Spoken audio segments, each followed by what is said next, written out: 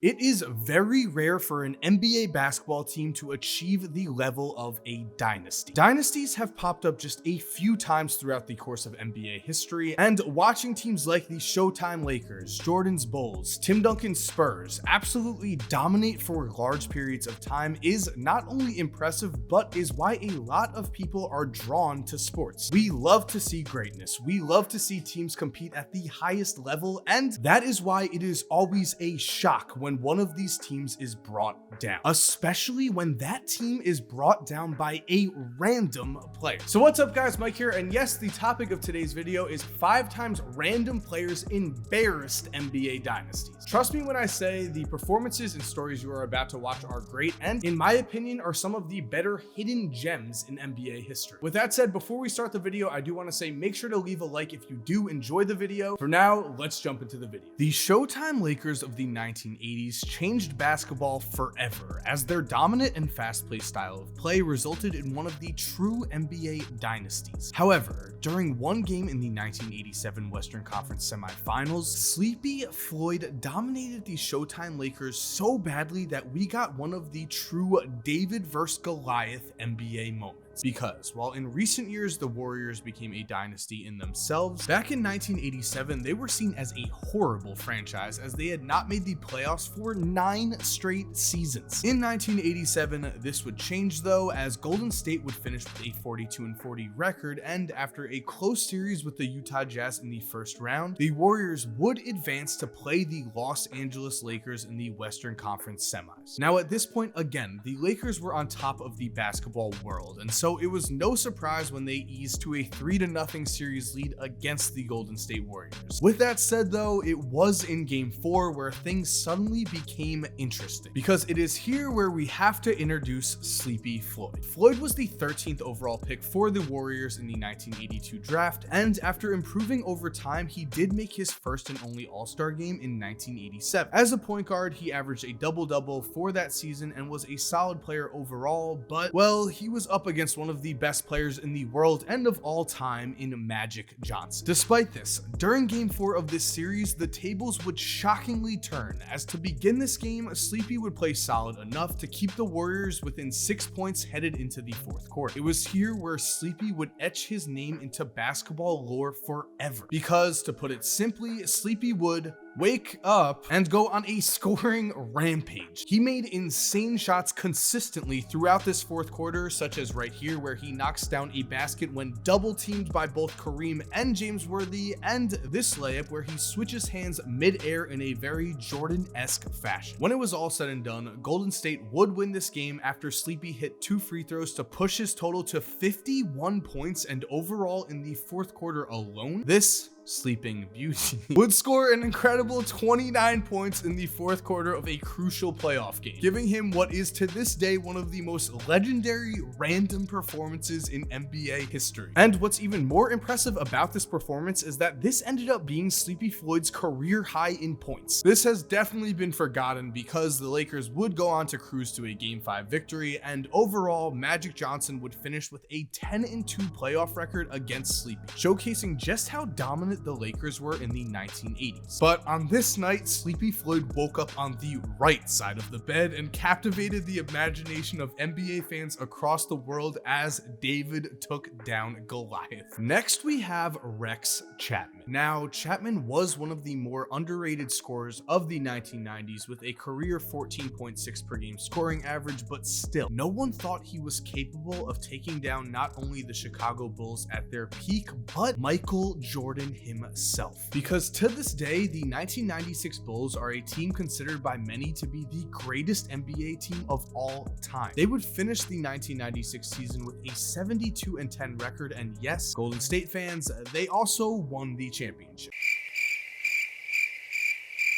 But on February 23rd, 1996, Chapman would not only dominate this powerhouse of a team, but the man also very literally dominated Michael Jordan as well. Now, headed into this game, the Bulls had an absurd 48-5 record, and looking at this overall, in the 23 games Rex Chapman would play against Michael Jordan for his career, Rex would only win 2 out of 23 games. Jordan would also outshine Rex in every possible statistic except for turnovers. However, on this night, things would be different, as with one of the best perimeter defenders of all time on him, Rex Chapman would prove to be unstoppable. To highlight what I mean, take a look at this. Smith, top of the circle, looks for the open man.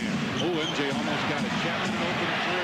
As we can see, Mike would go for a steal, but Rex would blow by him to hit an open three and then trash talk the legend himself. Something that, in my opinion, was crazier than this shot, as there was an unspoken rule at this time. Nobody should ever trash talk Michael Jordan. Despite this, Chapman would steal the game, as with the Heat up 103-95, Rex would hit his 9th three-pointer of the game right in Scottie Pippen's face, leaving Pat Riley in awe. By the end of this game, Rex had finished with 39 points against Jordan and had given the Bulls one of their 10 losses on the year. Chicago was not happy after this game, and the Heat would also face the Bulls in the first round of the playoffs, and they got absolutely smoked. But that just makes this single game even more impressive, as for one night, Rex Chapman was seen as the best player on the court over Michael Jordan and Scottie Pippen. There have been 4 times in the last 20 years in which 2 players scored 50 points on the same night, which sets the stage for December 6, 2000, when one of the most underrated duels in NBA history would take place. It was here that the Lakers' rising dynasty was coming off their first Shaq and Kobe-led championship, and their opponent on this night was once again the Golden State Warriors, who were led by second-year player Antoine Jamison. And at the time, Jamison's reputation was not the greatest, because although Antoine was a solid offensive player, the Warriors chose him in the draft over Vince Carter, and this was not seen as a popular move. Again though, Antoine had some clear talent, and actually the game before this, Jamison would drop a career-high 51 points against the Seattle Supersonics. But somehow it would be on this night, against the Lakers, where Jamison would have his true breakout performance. Antoine would go toe-to-toe with Kobe Bryant, a matchup that usually went poorly for him, as Antoine would finish his career with an 11-20 record against the Los Angeles Lakers. Throughout this game though, Jamison would drop in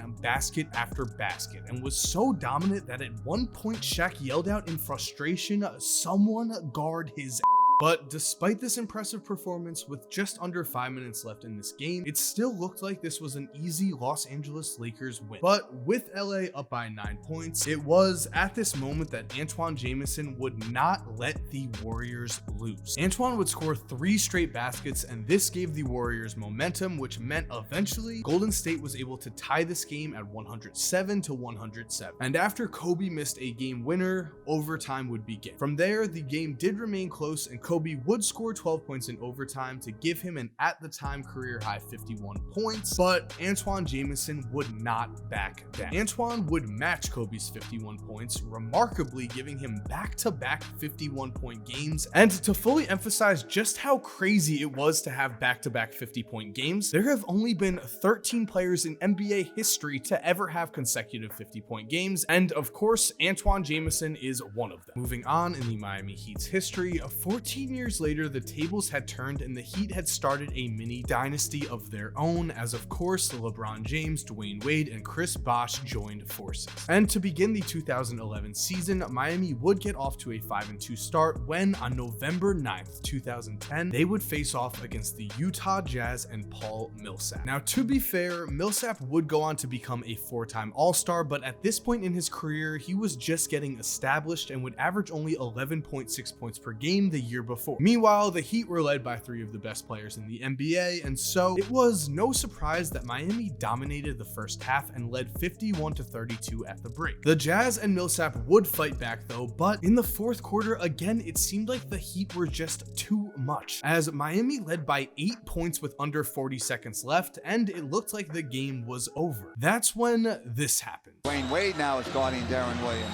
Millsap for 3. He did it. He's got 36 points in this game. That's his first 3 of the year. This shot was very important because it not only cut the lead to 5, but it was also Paul Millsap's first 3-pointer of the year and just the 3rd he had ever made in his career. Moving ahead, Miami's lead was still at 5 with 12.1 seconds remaining when Goes there for Arroyo to put Miami up 101-96. Millsap back with another 3. Yes, Paul Millsap knocked down another 3 3 to make the score 101-99. Millsap would then foul Carlos Arroyo, who made both of his free throws to push the lead to 4. 2 free throws that should have put this game away. But Deron Williams back from Millsap. He shoots a 3.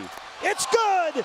Millsap 3 triples in a row! Millsap would hit yet another three-pointer to cut the lead to 1. Putting this into perspective, Paul Millsap had shot 2 for 20 from three-point range for his career. That meant that in mere seconds, Millsap would remarkably knock down more three-pointers than he had made in his entire career. Continuing with the game though, the Jazz were now down by 1, and Deron Williams would foul Carlos Arroyo before the ball was inbound. This meant the Heat got a free throw and the ball, and again, this game should have been over. Except Arroyo would miss, then Dwayne Wade would miss one of his 2 free throws, and the lead was only 2. You can guess what happens next. Karolinko for Miles, 3 out of the corner. No, Millsap on the follow, ties the game at 104.